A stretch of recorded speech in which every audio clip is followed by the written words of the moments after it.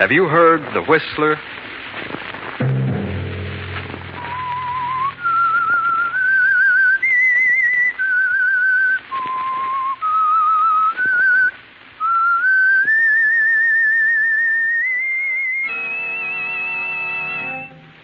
I'm the Whistler. I must kill Henry. I must kill Henry. That was Ambrose Brent, official of an airplane plant. He found strange notes in the night. You better get away, Ambrose. Take a good long rest. The sooner the better. That was Henry Pierce, Ambrose's partner. He was growing fearful of Ambrose. Get this prescription filled, Ambrose. It'll make you sleep. And you'd better get away. And that was Ambrose's friend, Dr. Fenwick. And this is Ambrose's wife, Doris. What's happened, Ambrose? Look at me. What have you done? Another Saturday night, and again CBS presents The Whistler.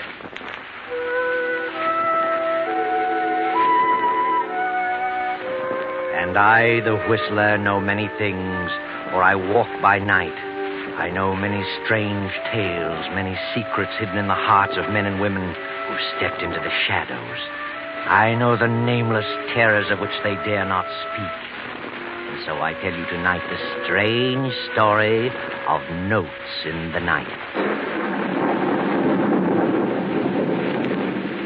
A storm rages wildly over the countryside. Beyond that long row of trees stands a lonely house half hidden in the darkness of the night. Not a single light appears from any of its many windows. But up there in that room with the large window, a man stirs fretfully in his sleep. The man is Ambrose Brent, an official of an airplane plant. But it's not the storm that stirs his uneasy slumber. It's something else, something far more sinister, something that has happened many times in the past few weeks. Now he stirs again, moans loudly, and suddenly sits bolt upright in his huge bed. Who's there? Who's there, I say? It's funny. I had sworn I heard something. I swear I felt someone in the room. Turn on the lamp, Ambrose. You'll see. I can't imagine what's happening to me. It's just nerves, I guess. It's just... Good Lord. Another note. Another one. I must kill Henry. I must kill Henry. That's the third note this week in my own handwriting. I've got to do something. I've got to tell someone.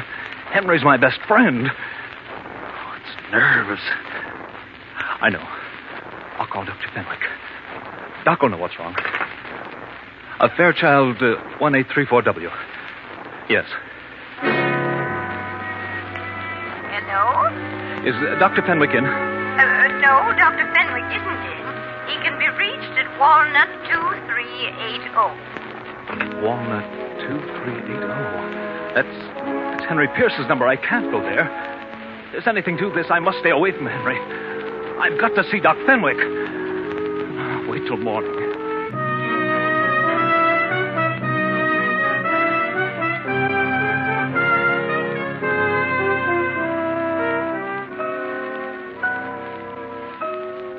Well, hello, Ambrose. Sit down. What's wrong? Doc, I've got to talk with you. Oh, of course, Ambrose. Why not? What's up? Something's wrong with me. Terribly wrong. Oh, yeah? Read this note. No?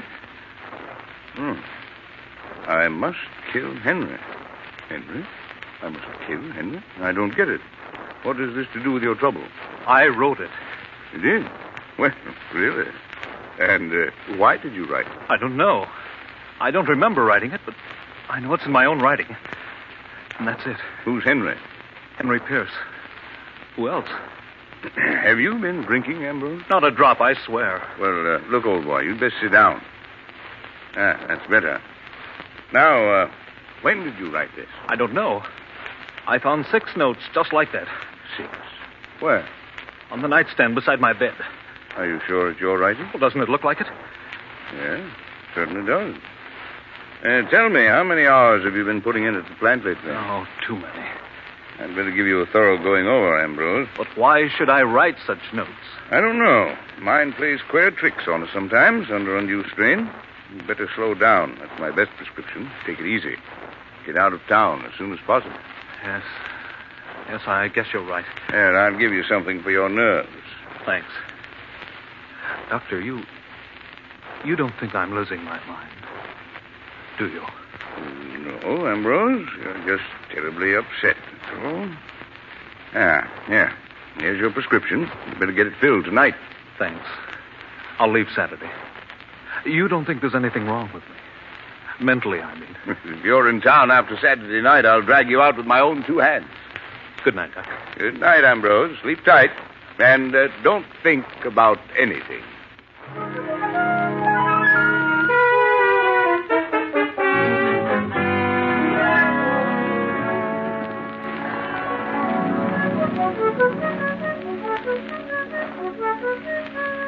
Ambrose, why don't you take a little vacation? What do you mean, Henry? Have you been talking to Doc Fenwick? Fenwick? Of course you have. He told you all about it. About what? I feel better than I've felt in years. I'm in excellent condition. Do you hear? Certainly I hear. What's wrong with you, Ambrose? Nothing. If you act like this, I'll be forced to agree with Doc Fenwick. What has he said? He just said you were overworked. Well, he doesn't know everything. Ambrose, you'll please me very much if you'll take a little vacation. Did Doc Fenwick tell you what was bothering me? Yes, he did, Ambrose, and I think you'd better get away as soon as possible. Oh, I'm sorry, Ambrose, but don't worry. Everything will be all right. Then you're not worried? You're not upset about it? Certainly not. Why should I be? Please believe me, Henry, I wouldn't do such a thing. I've never even thought of such a thing. I'd kill myself first. You do believe me, don't you? Huh? Why, of course I do, of course. I wouldn't kill you. I have no reason. Shall I drive you home, Ambrose? No, I'll get home. I'd better leave tomorrow, hadn't I? I'll go up to my place in the mountains. There's no one there. My wife has gone to Palm Beach. Yes, Ambrose. You better leave tomorrow. Yes. Doris will be back from Palm Beach in 3 weeks. That'll be long enough. I'm sure you'll find things different when you return. Quite different. Good night, Henry. Goodbye, Ambrose. Sleep tight and don't think about anything.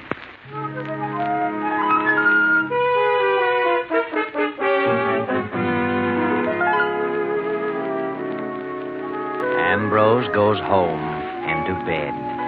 The clock ticks off the eerie hours. The clock chimes 2. And suddenly Ambrose stirs fretfully in his slumber. He wakes and again sits up staring into the inky blackness of his silent room. Turn on the light, Ambrose. Turn on the light. Who is it? Who's there? Good Lord. Another one. I must kill Henry. Jameson! Jameson! I've got to get hold of myself. This is ridiculous. Jameson! I'm losing my mind. I must be. Did you call me, sir? Yes. Yes, I called you. I thought I heard a scream. A scream? No, What time is it? It's long after midnight, sir. It's 2 o'clock. 2 o'clock? Oh. Pack my bag. Order my plane to be ready in 30 minutes. Where are you going, sir? It doesn't matter. Yes, sir. I've got to get away. I've got to. 2:15. I must get away. I must. I'm mad. I must be. Jameson! Jameson! The car is at the door, sir. Then come on with the bag. Where are you going, sir? I don't know where I'm going, Jameson. Understand? Yes, sir, I understand. Good night, Jameson. Goodbye, sir.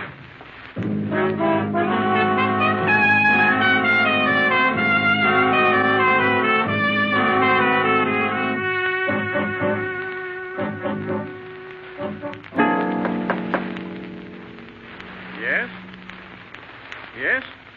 Who is it? What do you want? Come in. Ambrose, is that you? What on earth are you doing here at 2:30 in the morning? What's wrong? I say, what's wrong with you? I must kill Henry. I must kill Henry. Ambrose, put up that gun. No, don't, Ambrose. Don't. I must kill Henry. Don't, you're mad. Don't come near me. Don't. Ambrose.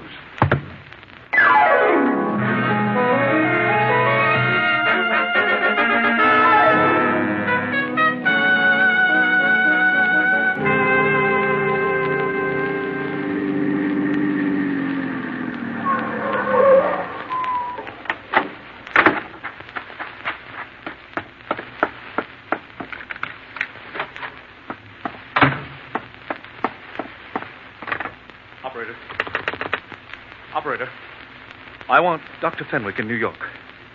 Fairchild, 1834W. Please. It's Dr. Fenwick's residence. Make it person to person. This is Crestline 142. I've got to talk to someone. I've got to.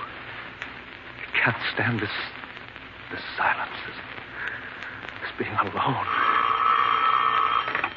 Hello? Oh. I see. No, never mind. I'll call tomorrow. Put up your hands. Don't move. Doris! Ambrose! What on earth? What are you doing here? Why, what are you doing here? I thought you were in Palm Beach. What are you doing up here in the mountains? I changed my mind. I decided to come up here. Why didn't you let me know? I didn't think about it. I was going to phone you in the morning. Well, how did you find time to get away from the plant? I thought you were too busy to eat. Well, I decided I needed to rest, so I... It's an early hour to arrive. 5 a.m. Is it? Well, you see, it occurred to me on the spur of the moment. I flew up. Well, what are you staring at? I'm not staring, Ambrose. What's wrong? What's happened? Nothing. I came up here because... Because what? What are you talking about, Ambrose? Are you ill? Yes. Yes, that's it. I'm ill, very ill. Yes. Get the doctor. What doctor? There's no doctor near here. Get Dr. Fenwick. He knows. Dr. Fenwick? He's the only one who knows. Except Henry. Are you out of your mind? No, I'm not. Do you hear? It's a lie. I'm not crazy. I won't be crazy. Oh, Doris, what's happened to me? What's happened? Oh, poor Henry. Ambrose, look at me. What have you done? What have you done? Let me alone. I'm going to bed. I want to get some sleep.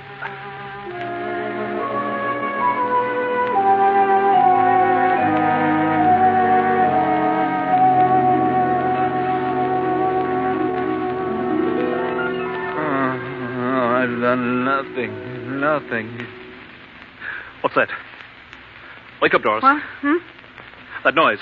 I didn't hear you. I did. Hear it? There it is again. There's someone coming there. They are at the door. There's no one. You see?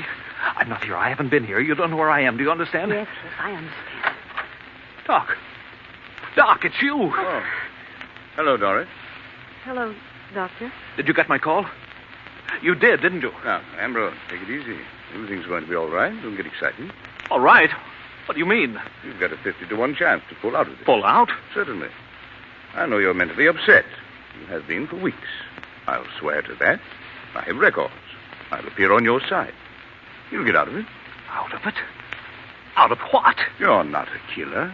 Killer? What did you say? What did you say? I said you weren't a killer. I understand your case perfectly. Henry is dead? Yes. I'm sorry to say Henry is dead. He died about 2:30 in the morning, as closely as can be determined. From all indications, the police think he committed suicide. But he didn't. You know he didn't. He may have. Then why did you come here? I thought this is where you'd come, and I was right. What does this mean, Doctor? It means that if Henry's dead, I killed him. I must have. Must have. Are you positive? Yes, who else could it be? I've written notes to myself for weeks. The Doc knows. He knows all about it. Do you? Yes, but I didn't think it would come to this. But why did you do such a thing? He was your best friend. I know it. But if he's dead, I must have done it. But why did you do it? I don't know. No, please, don't upset. He wasn't responsible. I am responsible. I did it. And I'm going back. No, Ambrose.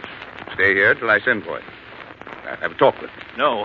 I'm going back this morning. I can't believe such a thing. Doris, why do you look at me like that? Please. I don't know why I did it. Oh, Doris, don't you believe me? I don't know. I don't know. Tell her, Doc. Tell her. Tell her what? Tell her the truth. Tell her I didn't do it for a reason. Explain to her how it was. You know how it happened. Go on, tell her. Tell her. Come now, old boy. This is not helping you. What'll they do with me? Why? Now, look, it's early yet. It's 9 o'clock.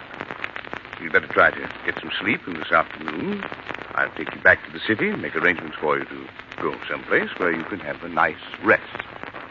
What kind of a place? Why, rest home. I know a nice, quiet place.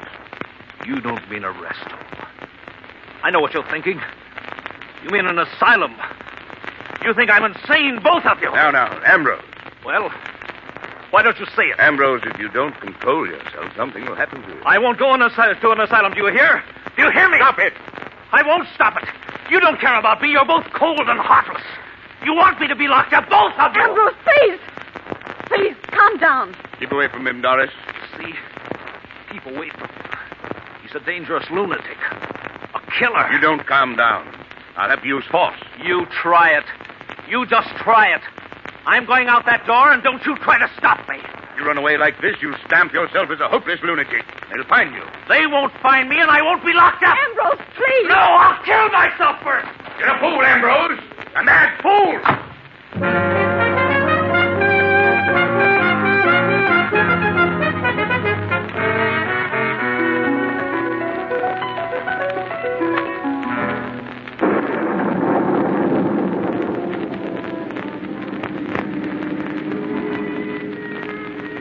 Now you've done it, Ambrose. You've really made a mess of things. You're a fugitive now. They'll throw out a dragnet. You'll have to run and hide and sneak, afraid of every shadow. You'll have to run, Ambrose. Hide and sneak and run for the rest of your days. Ambrose Brent, fugitive. Henry's dead. Henry's dead. Henry's dead. Ambrose Brent, fugitive. Ambrose Brent, 5 feet 8. 150 pounds. Brown hair. Blue eyes. Wanted for murder. Murderer. Fugitive. Lunatic. Padded cell. Lunatic. Padded cell. Lunatic. Hurry, Ambrose, hurry. More gas. Step on it.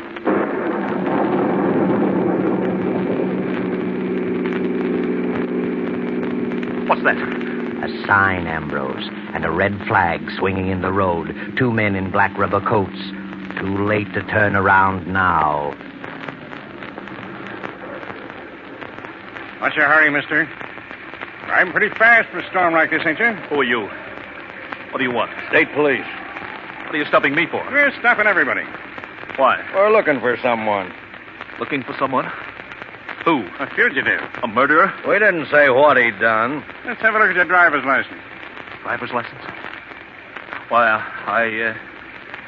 that's funny. I must have... left it in your other suit, huh? Step out. Let's have a look at you. Hey, you come back here. What's eating him? He must be nuts. Well, I could have plugged him, but I just shot in the air. Just as well. He wasn't Mike Coretti. Mike could make 2 of him.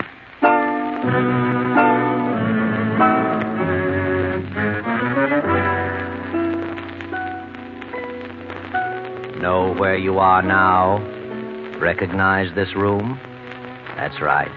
It's the room of death, where Henry was murdered the night before. His body has been removed, but the pad on his desk is still there, smeared with a large brown stain. There are 5 people in the room: Dr. Fenwick and Doris Brent, Jameson the Brent's butler, Inspector Fields, and Carnes of the District Attorney's office. The inspector is speaking. District Attorney Carnes had an appointment with Henry Pierce. It was he who discovered the body this morning. Pierce had been dead about 7 hours. Right, Mr. Carnes? That's right, Inspector Fields. We attempted to reach Mr. Brent and were told by Jameson, the butler, that he left town at 2 in the morning. He told us about the place in the mountains, and there we reached you, Mrs. Brent. You've no idea where your husband is, Mrs. Brent? Not the slightest. Your butler said you had gone to Palm Beach.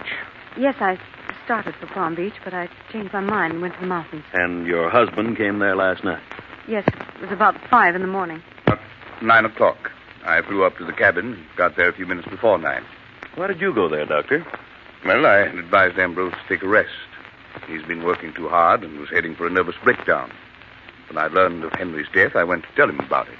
Doctor, you visited Henry Pierce here last evening. I did. He phoned me to come over. I got here about 11. He'd made a new will and wanted me to witness it and asked if I would serve as executor. I read it and signed it. I see. In whose favor was the will drawn? Well, the old will left everything to Ambrose. Henry had no living relative. But because of Ambrose's mental condition, he decided to leave everything to Doris, Mrs. Brent. That's correct. I found the will on the desk. Was Ambrose Brent your patient? Yes, of course. What was his trouble? Too much work. He had a great responsibility. Did you think he was losing his mind? No. Did he think so? Well, he was terribly upset. He'd been having hallucinations. Doctor, when was the last time you saw him prior to finding him in the mountains? The evening before Henry died. I wrote him a prescription. Mm-hmm. And where did you go after you left Henry Pierce last night? I told my servants that I was going out of town for a holiday, but it was storming so when I left Henry that I decided to stay at my club. Mrs. Brent, did your husband, Mr. Pierce, ever quarrel? Not to my knowledge. They were the best of friends. I see. Have you told us all you know, Dr. Fenwick? No. Then I think you should. What was it that bothered Ambrose Brent? Well, he said he had been writing himself notes. They were all alike, in his own handwriting, and all said the same thing. I must kill Henry. I didn't know this. Certainly not. That was the patient's private business. I thought that if I could get him away for arrest, he'd pull out of it. There you are, Carnes. Must have been on his mind. Yes, but what's the motive? An unbalanced mind doesn't always need a motive. Then you think Ambrose did it? He loved Henry like a brother. If he did it, he was completely out of his mind. Believe me. Ambrose! What? Well, thank heaven. You finally came to your senses. Come in, Mr. Brent. I suppose you want to see me? I'm Inspector Fields, Police Department. This is Mr. Carnes of the District Attorney's Office. Yes, I know Mr. Carnes. I thought you'd gone on a little vacation, Mr. Brent. I had gone, but not on a vacation. Mr. Pierce told me you'd gone for a couple of weeks. I was going on a vacation, but something changed my mind. Oh? What was that? You know. You know why I've come back. Henry's dead, and I killed him. When did you kill him? I don't know. Must have been last night. Why did you do it? I wish I knew. I recall neither the crime nor the motive. But I'm sure I did it. Why are you so sure you did it? Because of these notes, 6 of them. I've been writing notes to myself for weeks. Read them. Are they in your own handwriting? Certainly. But I don't remember writing a one. I must have some form of amnesia. Hmm? When I heard Henry was dead, I tried to run away. I couldn't stand the thought of an asylum, but the faster I ran, the more I hated myself, so I came back to get it over with. It's a great relief. Oh, no, Mr. Brent, compose yourself. Mr. Brent, did you know that Henry Pierce made a new will last night, leaving his estate to your wife? What? Why should he do that? Well, perhaps he was worried about you. Of course. Why shouldn't he be? He knew I was acting strangely. Take a look at this will. Is that Henry's signature? Certainly. You're sure it isn't your writing? It is not. I couldn't copy his signature if I tried. It's just a bunch of scrawls. Mm-hmm. Oh, Mr. Brent, take this pad and write on it, I must kill Henry. Please, isn't that being a bit brutal? Go ahead, write it. There you are. Good. Now write the date on it. They weren't dated. Well, write it anyway. Write the date in numerals. Don't name the month. There it is. Thank you. Now you write the same, Mrs. Brent. There. Thanks. Now you, Dr. Fenwick. There you are. Mm-hmm. Well, the notes you got were certainly in your own handwriting, Mr. Brent. I told you that. Why waste so much time? I came back to get it over with. I'm tired. There, you need some sleep, old man. You'll feel better after you've had a nap. I can't sleep. I haven't slept for days. You should have. You've been taking that medicine I gave you. I didn't get it. I didn't want to sleep. I just wanted to get away. Here's the prescription, still in my pocket. Prescription? May I see it, please? Thank you. What is this medicine, Doctor? It's intended to induce sleep, but he's so stubborn he wouldn't take it. If he had, this wouldn't have happened. Oh. Inspector, take a look at this note written just now by Mr. Brent. I must kill Henry. And the date. 5/14/42. May the 14th, 1942. Now, Mrs. Brent's note. I must kill Henry. 5/14/42. The same. Mm-hmm. And now Dr. Fenwick's. I must kill Henry. 14/5/42. And now read the date on the will. 14/5/42. What does that mean? There aren't 14 months. And now look at the date on this prescription. 14/5/42. Well, I'll be darned. What does it mean? It means that Dr. Fenwick was educated in Europe, where they indicate the day of the month first, then the month. The 14th day of the 5th month. What? Well, you're crazy. Are you accusing me of this? It means that the doctor, not Henry, wrote this will, and if he wrote the will, he must have killed Henry Pierce. And if he killed Henry, he must have had a motive.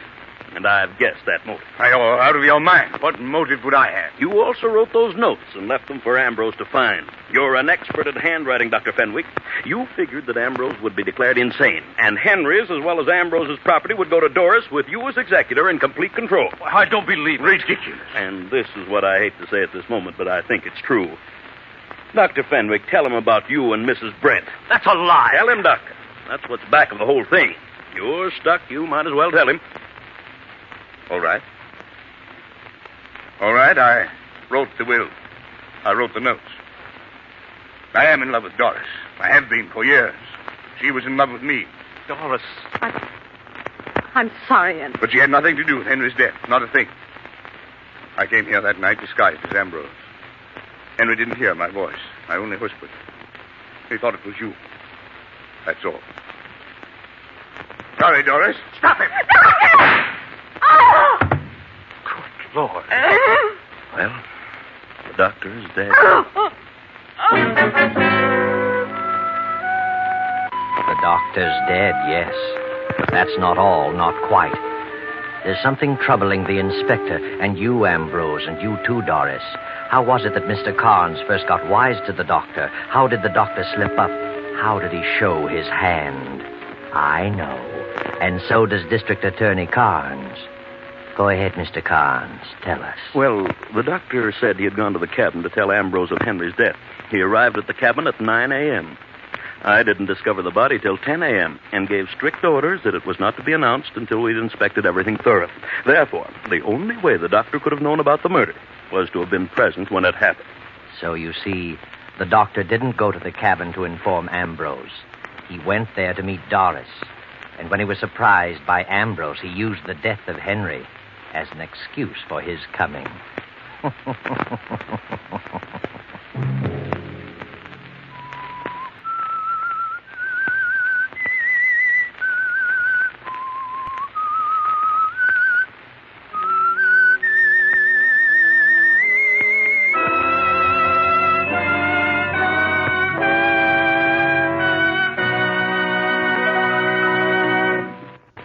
CBS has presented The Whistler.